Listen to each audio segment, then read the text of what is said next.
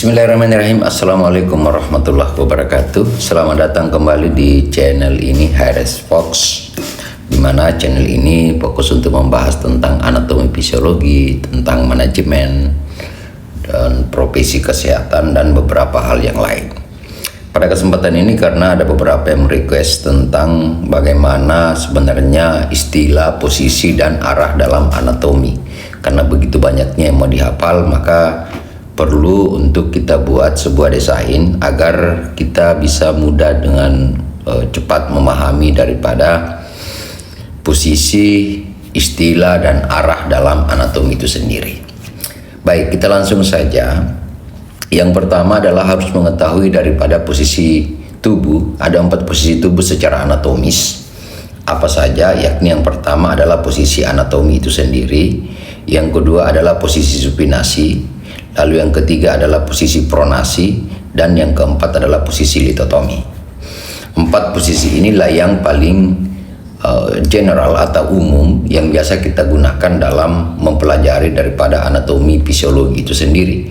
Tentu kalau kita bertanya siapa saja yang mempelajari anatomi fisiologi, maka mereka yang bergelut dalam dunia yang punya koneksi dengan kesehatan, atau bahkan mereka yang mempelajari daripada mata pembelajaran tentang biologi, itu yang mempelajari daripada posisi-posisi tubuh itu.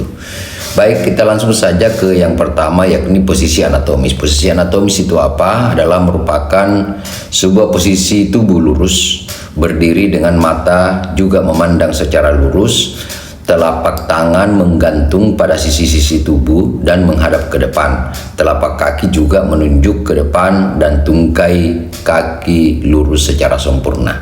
Bagaimana bentuk daripada posisi anatomi itu? Nah, ini dia. Posisi anatomi ini di mana kita bisa menyaksikan tentang kepala yang menghadap ke depan dan tangan. Perhatikan pada posisi tangan ini. Ini tangan. Yakni posisi anatomi pada tangan itu di mana ibu jari yang berada pada sisi lateral atau posisi luar. Jadi kelingking yang lebih dekat dengan tubuh, sementara ibu jari itu dia menjauhi. Atau kesimpulannya adalah posisi anatomi itu di mana telapak tangan menghadap ke depan searah dengan arah muka atau arah badan. Itu posisi anatomi. Itu yang perlu untuk diingat, jangan sampai posisi anatomi seperti posisi orang yang pasukan yang sementara berdiri dengan mengepalkan tangan. Itu berbeda, bukan posisi anatomi.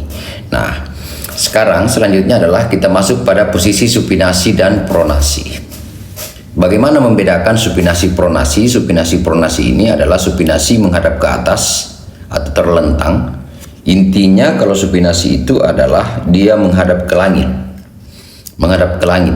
Jadi itu posisi supinasi. Kemudian posisi pronasi adalah kebalikan daripada posisi supinasi itu. Disebut dengan posisi pronasi atau tengkurap, di mana dia menghadap ke bumi. Contohnya posisi supinasi adalah seperti ini, menghadap ke atas. Kemudian pronasi adalah seperti ini. Ini cuma dibalik saja gambarnya supaya mudah untuk kita ingat. Sebagaimana bahwa posisi supinasi pronasi adalah posisi yang salah satunya satu menghadap ke atas disebut supinasi, sementara pronasi adalah menghadap ke bawah.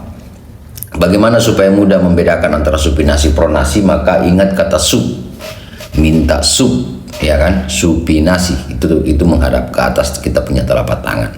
Sama juga pada gerakan tangan, di mana gerakan tangan juga ada disebut dengan supinasi pronasi. Jadi di samping pada posisi secara anatomis secara keseluruhan, namun arah gerakan tangan juga ada disebut dengan supinasi pronasi, dan itu hanya berlaku pada tangan, di mana tangan menghadap ke atas, telapak tangan menghadap ke langit itu disebut dengan supinasi, sementara telapak tangan menghadap ke bawah disebut dengan pronasi. Lanjut, yakni ada lagi posisi litotomi. Nah, ini kalau tadi adalah posisi anatomi, posisi supinasi, posisi pronasi. Selanjutnya ini adalah posisi litotomi. Posisi litotomi pada posisi ini adalah tubuh berbaring terlentang. Sebenarnya hampir sama dengan posisi supinasi. Yang membedakan adalah paha diangkat secara vertikal dan betis lurus secara horizontal. Tangan biasanya dibentangkan seperti sayap, kaki diikat dengan posisinya untuk mendukung lutut dan pinggul yang tertekuk. Ini adalah posisi yang banyak pada prosedur kebidanan. Bagaimana bentuknya? Nah, ini disebut dengan posisi supinasi. Maksudnya posisi litotomi. Jadi pada hakikatnya adalah posisi supinasi yang dimana kakinya diangkat untuk beberapa tindakan prosedur pada kebidanan.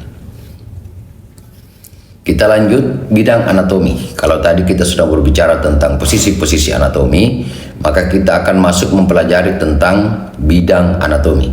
Bidang anatomi ini adalah bidang untuk membagi tubuh menjadi dua sisi, yakni apakah atas dan bawah, kemudian apakah kiri dan kanan. Itu akan kita pelajari pada bagian-bagian ini. Meskipun sebenarnya bidang anatomi ini sudah kita bahas pada video sebelumnya tentang istilah-istilah dalam anatomi, silahkan saja. Dan ini adalah merupakan tambahan daripada postingan sebelumnya. Maksud kami adalah yang kami sudah paparkan sebelumnya, silahkan ditonton pada video yang lain tentang bidang-bidang anatomi ini. Ini hanya melengkapi saja. Yang pertama adalah bidang median. Bidang median ini adalah merupakan bidang yang membagi tepat tubuh menjadi bagian kanan dan kiri, bidang yang melalui aksis longitudinal dan aksis sagital, dengan demikian dinamakan dengan mediosagital. Bagaimana bentuk daripada bidang median? Ini bidang median. Ini bidang median ketika tubuh kita jadi seperti ini. Jadi gambar yang diperhatikan adalah ini,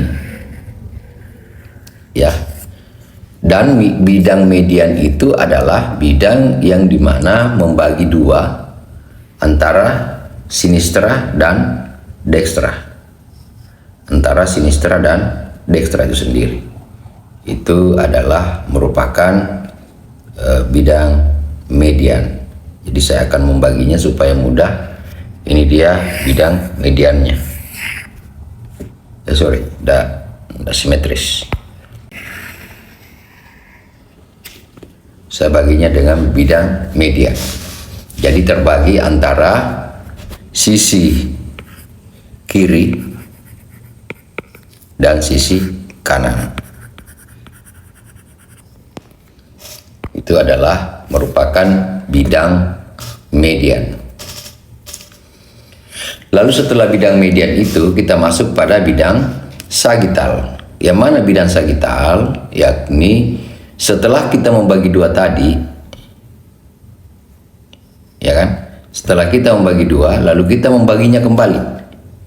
Ada sisi lain, bidang sagital ini adalah bidang paramedian atau bidang yang membagi tubuh menjadi dua bagian dari titik tertentu, tidak membagi tepat dua bagian.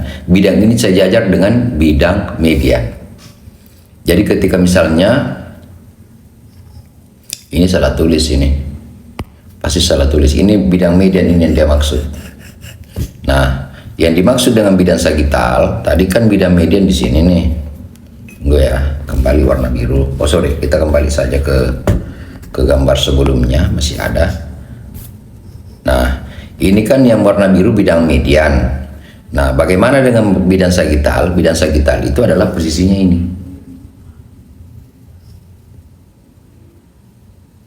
Ini bidang sagital.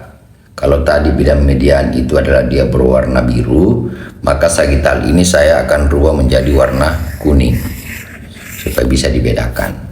Nah, inilah yang disebut dengan bidang sagital yang warna kuning. Sagital. Ya, itu bidang sagital. Nah, setelah bidang sagital kita masuk ke bidang berikutnya, yakni bidang horizontal. Bidang horizontal atau transversalis adalah bidang yang terletak melintang melalui tubuh, bidang X, Y. Bidang ini membagi tubuh menjadi bagian atas atau superior dan bagian bawah atau inferior. Jadi bidang horizontal itu adalah ini dia. Saya akan tandai dengan warna merah supaya mudah diingat. Sebenarnya sudah ada gambarnya nih, tapi untuk mengingatkan, memperjelas kembali, ini yang warna merah nih, itu bidang sagital, bidang horizontal. Jadi membagi tubuh atas bawah. Kalau tadi bidang median itu adalah membagi kiri dan kanan, Sementara bidang sagital itu adalah, maksudnya bidang horizontal itu adalah membagi atas dan bawah atau superior dan inferior. Itu bidang horizontal. Nah, yang berwarna merah ini adalah merupakan bidang horizontal atau bidang transversal. Setelah itu kita masuk kepada bidang koronal. Bidang koronal itu adalah bidang koronal atau frontalis, bidang vertikal yang melalui tubuh, letaknya tegak lurus terhadap bidang median atau sagital, membagi tubuh menjadi dua bagian, depan dan belakang, menjadi frontal. Ini bidang koronal, ini depan dan belakang, frontal. Ini di sini dia. Tapi yang dibagi adalah pada bagian koronal atau bagian kepala. Setelah kita mengetahui daripada bidang koronal yang membagi antara depan dan belakang atau frontal dan dorsal atau ventral dan dorsal ataupun anterior posterior, maka selanjutnya kita masuk pada bidang oblik. Bidang obliqua ini adalah merupakan bidang yang tidak ada aturan. Kalau tadi ada bidang median, kemudian ada sagital, ada horizontal, kemudian ada transversal dan lain sebagainya, maka bidang oblik ini adalah bidang yang sebenarnya dia tidak seimbang. Kalau median itu kan kiri dan kanan jelas tuh, tapi kalau bidang oblik itu dia tidak harus seperti itu, dia bisa memotong tidak beraturan. Dia antara transversal dan dia tidak jelas, tidak seperti yang disebutkan misalnya ini bidang oblik ini. Kenapa? Karena apakah dia masuk dalam kategori horizontal juga tidak jelas, masuk kategori median juga tidak jelas. Jadi dia potongannya adalah potongan yang tidak beraturan dan hampir tidak ada dalam kategori ini. Misalnya tiba-tiba seperti ini terjadi potongan ini, potongan ini. Nah, itu menjadi tidak kurang jelas. Ini maksudnya kurang jelas itu adalah tidak sama dengan potongan-potongan yang dilakukan sebelumnya. Nah, itu yang menjadi materi kita tentang istilah pembidangan pada anatomi fisiologi, lalu arah daripada anatomi fisiologi, posisi-posisi anatomi dan lain sebagainya. Ketika ada yang mau ditanyakan, silahkan diisi pada kolom komentar. Terima kasih atas atensinya. Semoga bermanfaat. Ketika ada request mau mempelajari tentang anatomi apa, silahkan isi pada kolom komentar. Assalamualaikum warahmatullahi wabarakatuh.